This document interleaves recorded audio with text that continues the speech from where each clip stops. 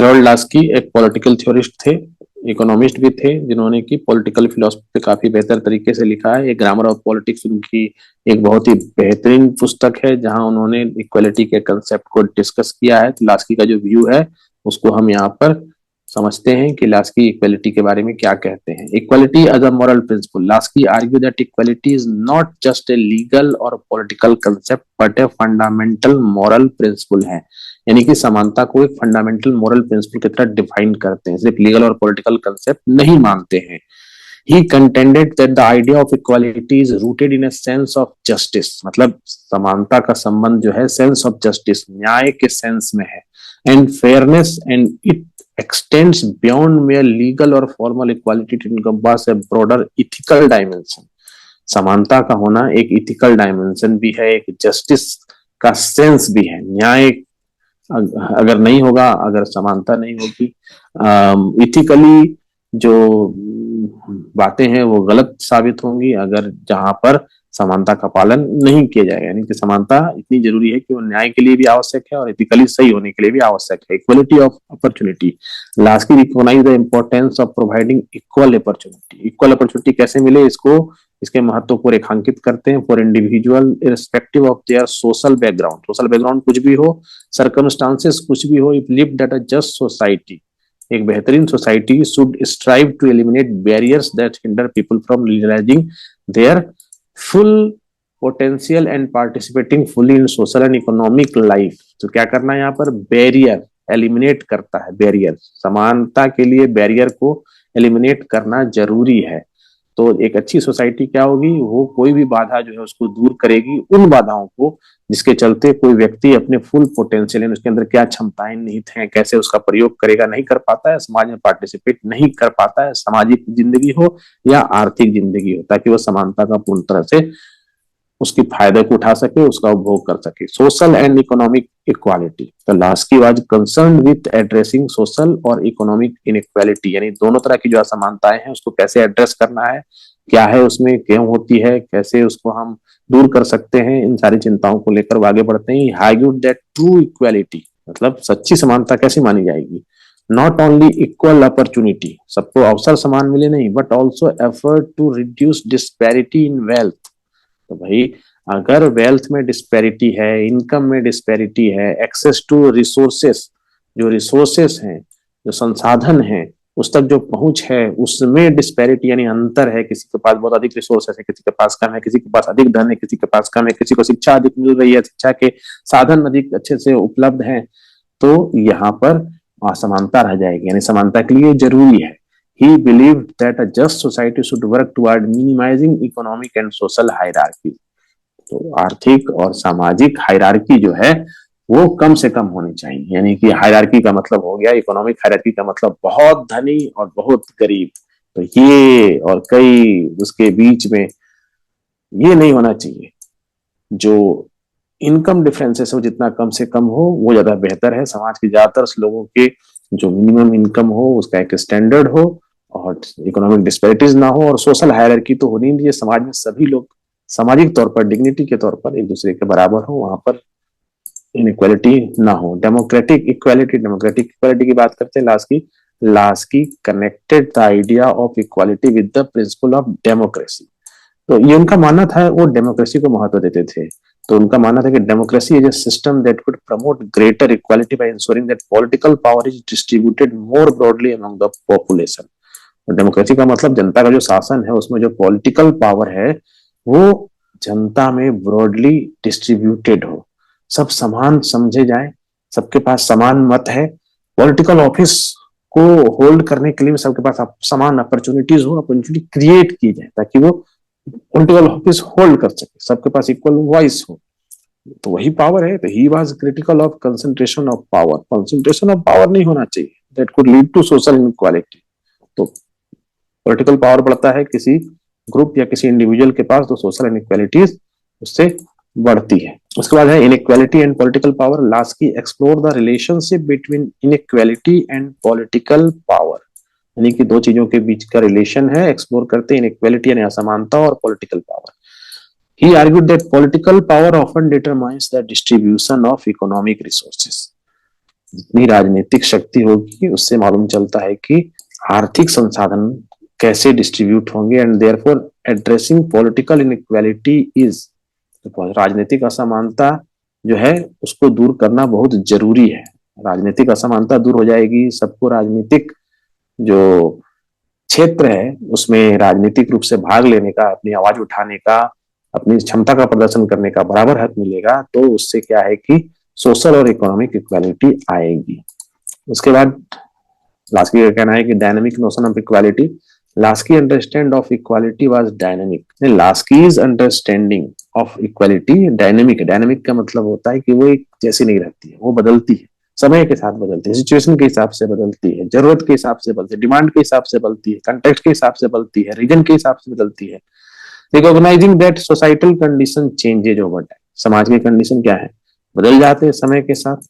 He believed that the concept of equality should adapt to evolving circumstances. Circumstances जैसे evolve हो रहे हैं तो वैसे इक्वालिटी को भी बदलना चाहिए और उसके चैलेंज को भी। This perspective imply a commitment to ongoing effort to address new form of inequality. असमानता एक नए रूप को जन्म दे सकती है, तो जब नया रूप आएगा तो फिर उसको कैसे एड्रेस करना है, ये भी यहाँ पर इसको दूरदर्शिता वाला विचार जिसको कहेंगे। It's important to note that Lasky's view on equality were influenced by the political and social context. Political social context ज्यादा चर्चा की है, अपने समय के political और social context से प्रभावित थे अपने विचार को देते हुए, क्योंकि उस समय world war including the aftermath of world war one and the rise of socialist and democratic movement, वो समय की बात है कि क्या सर्कमस्टांसेस थे। His writings contributed to the broader discourse on the role of state, democracy and social justice. तो ये उसकी चर्चा है यहाँ पर, ये हम देखते हैं। इसके बाद most radical notion of equality is equality of result और आउटकम। तो ये एक कंसेप्ट है, इक्वालिटी ऑफ रिजल्ट और आउटकम, यानी आउटकम जो है वो उसमें इक्वालिटी हो, ये एक रेडिकल नोशन ऑफ इक्वालिटी माना जाता है। तो इसमें क्या होता है कि perspective goes beyond ensuring equal opportunity and focus on achieving a more even distribution of resources, wealth and outcome among us. यानी ये जो चीजें हैं इसका समान बंटवारा हो, उसके बारे में इसमें बात है। तो इसके बारे में हम इसको देखते हैं, की फीचर्स जो हैं इसके क्या है।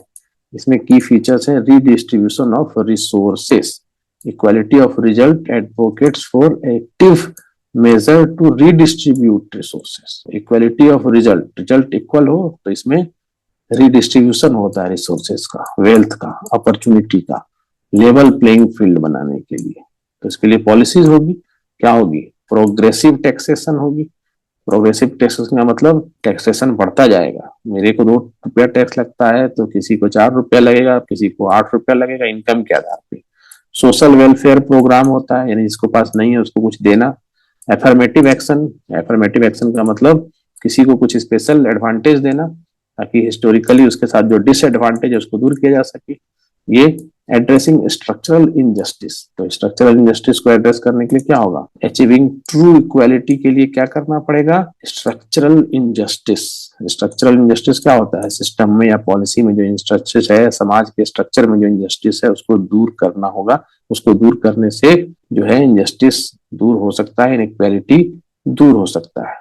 चैलेंजिंग सिस्टम में इश्यू जो है, रेस, जेंडर, क्लास से रिलेटेड जो है उसको एड्रेस करना, उसको चैलेंज करना कि क्या ऐसे तरीके हैं जिसके चलते वहां पर इनइक्वालिटी होती है। कलेक्टिव वेलबींग पे फोकस करना, जैसे individual success merit, the emphasis is on the wellbeing of the collective, यानी पूरे ग्रुप या कलेक्टिव उसके वेलबींग या भलाई के लिए। The goal is to ensure that the benefit of societal progress are shared more equitably among all members. उसके बाद चैलेंजिंग कैपिटलिस्ट स्ट्रक्चर, यहाँ पर challenging traditional capitalist structure and advocating for alternative economic model. तो एक capitalist structure जो है वो माना जाता है ऐसे कंसेप्ट में कि वो इनइक्वालिटी को जन्म देता है, और एक ऐसे मॉडल की बात की जाती है, इकोनॉमिक मॉडल की जाती है जहां पर इक्विटेबल डिस्ट्रीब्यूशन हो। इक्विटेबल डिस्ट्रीब्यूशन होगा तो इनइक्वालिटी नहीं होगी।